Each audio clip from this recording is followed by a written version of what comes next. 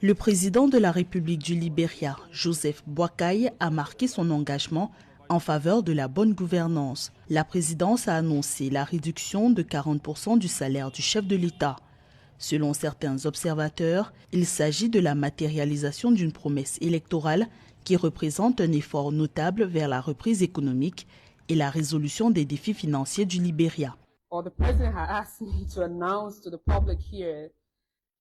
Le président m'a demandé d'annoncer au public ici qu'il va accepter une réduction de 40% de son salaire qu'il versera au peuple libérien.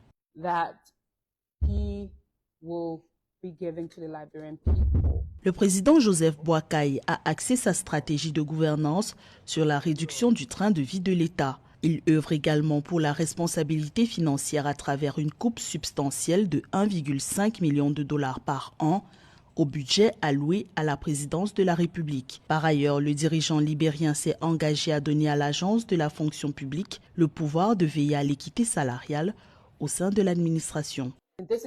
C'est l'une des raisons pour lesquelles l'Agence de la fonction publique s'efforce réellement de rationaliser et d'éliminer les personnes qui ne sont pas employées par le gouvernement et qui sont payées et perçoivent d'autres salaires, ainsi que les personnes qui sont employées par le gouvernement mais ne se présentent pas au travail par exemple. C'est pourquoi la régularisation du fichier solde de l'État est très importante car elle contribuera à réduire la masse salariale du gouvernement. Au Libéria, le salaire minimum se situe entre 150 et 200 dollars. En raison de la pandémie de Covid-19 et un taux d'inflation moyen de 6,5% en 2024. Selon la Banque africaine de développement, le pouvoir d'achat des ménages s'est affaibli de 40%. Suite à des manifestations violentes pour de meilleures conditions salariales dans les mines de Bear Mountain en février, la Chambre des représentants et le ministère du Travail du Libéria ont lancé dès mai 2024 des travaux devant conduire à la revalorisation salariale des travailleurs libériens. À Nairobi, au Kenya, Tabitha et son mari David Kero font le tour des commissariats de police, des hôpitaux et des morgues, dans l'espoir de retrouver leur fils Joseph Mwangi, mort ou vif. Le jeune homme de 28 ans a disparu lors des manifestations populaires de juin contre le projet de loi de finances proposé par le Parlement kényan. Une mère inconsolable. Cela fait maintenant 2 semaines que le gouvernement ne nous aide pas. Il ne nous aide d'aucune façon.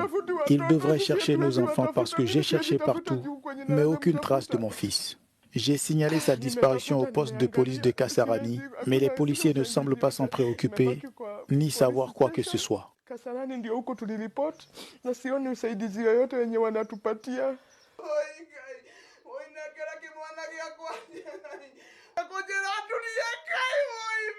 Joseph était vendeur ambulant dans les rues de la capitale kenyane. Sa mère ne comprend pas ce qui lui arrive. Rendez-nous nos enfants. Mon enfant n'a rien fait de mal à personne. Protester dans la rue n'est pas un crime. Je sais que si j'avais eu le même âge, j'aurais également manifesté. C'est pourquoi je l'ai appelé pour lui demander s'il allait participer aux manifestations. Pourquoi nous font-ils souffrir ? De violents affrontements ont opposé la police aux manifestants contre le projet de loi. Les défenseurs des droits humains évoquent un bilan provisoire.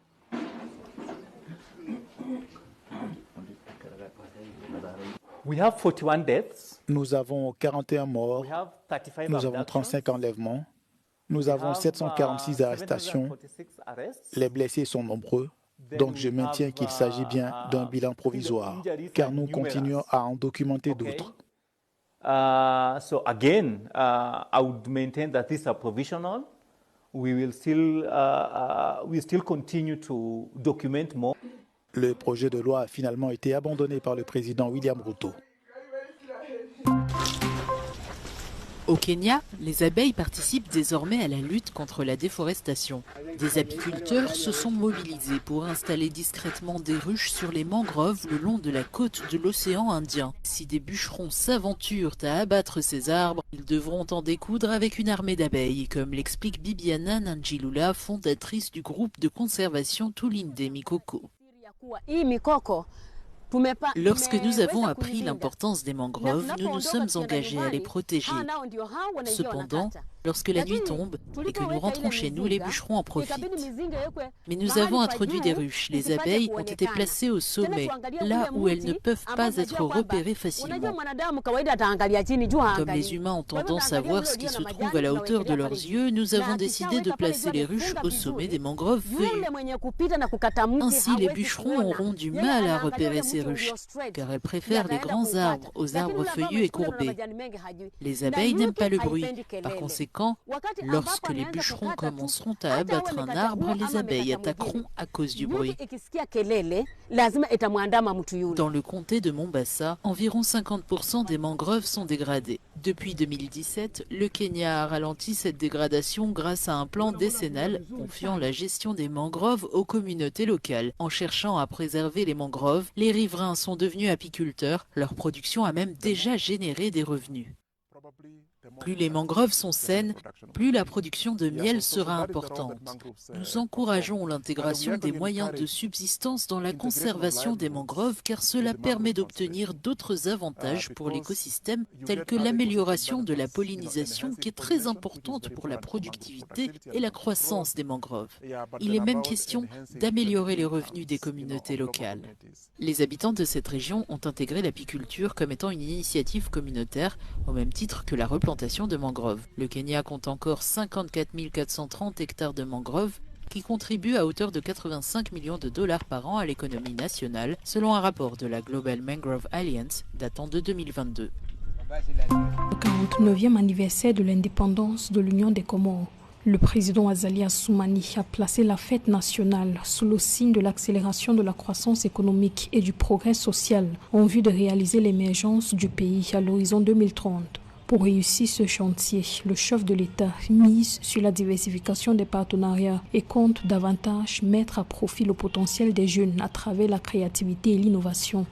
En nommant un nouveau gouvernement qui met en avant les jeunes hommes et femmes et leurs compétences, j'ai voulu donner à cette importante catégorie de notre population l'occasion de faire ses preuves à travers l'innovation, la créativité et la diligence. Au court, moyen et long terme, notre pays a besoin plus que jamais d'un partenariat actif et rénové avec l'ensemble de ses partenaires au développement, incluant les investisseurs privés, pour que les annonces de contribution en faveur de notre plan PCE puissent se concrétiser. Le président Azali Assoumani compte sur le dynamisme de son nouveau gouvernement, nommé le 1er juillet 2024, pour accélérer le chantier de développement des Comores. Dans son discours marquant la fête de l'indépendance, il a souligné l'engagement de l'exécutif à poursuivre les réformes engagées, notamment dans la gestion des affaires publiques, afin de créer un environnement propice aux investissements, lutter contre le chômage et la corruption. Je compte aussi et surtout sur le dynamisme de ce nouveau et jeune gouvernement pour approfondir et accélérer les réformes audacieuses déjà entreprises. Il s'agit notamment de renforcer le leadership dans la gestion des affaires de l'État, d'instaurer la gestion axée sur les résultats pour instaurer un environnement des affaires propice à l'investissement privé. Lutter contre le chômage en accélérant la croissance économique du pays et enfin accentuer la lutte contre la corruption et renforcer et diversifier nos relations avec nos partenaires au développement. Une partie de la population comorienne dénonce une fête nationale célébrée dans un contexte économique et social difficile, marqué notamment par un manque d'eau, d'électricité, d'emploi, une pénurie de produits de première nécessité et la grève du personnel hospitalier et éducatif. Une situation à laquelle le président Assoumani entend faire face en créant des conditions propices au dialogue et à l'apaisement. Le Premier ministre britannique Keir Starmer a annoncé l'abandon de la politique controversée de son prédécesseur visant à expulser les demandeurs d'asile vers le Rwanda.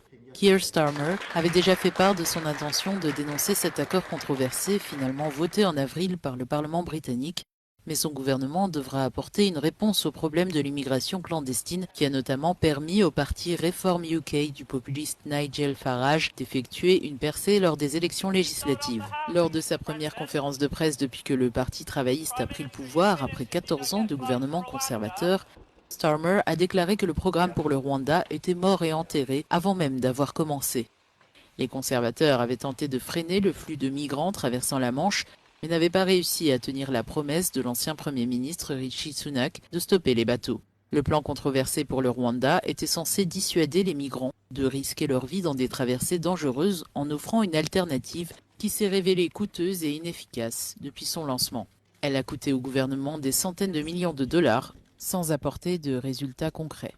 Starmer s'est dit impatient de voir le changement se produire, mais n'a pas précisé quand les Britanniques pourraient ressentir une amélioration de leur niveau de vie ou des services publics.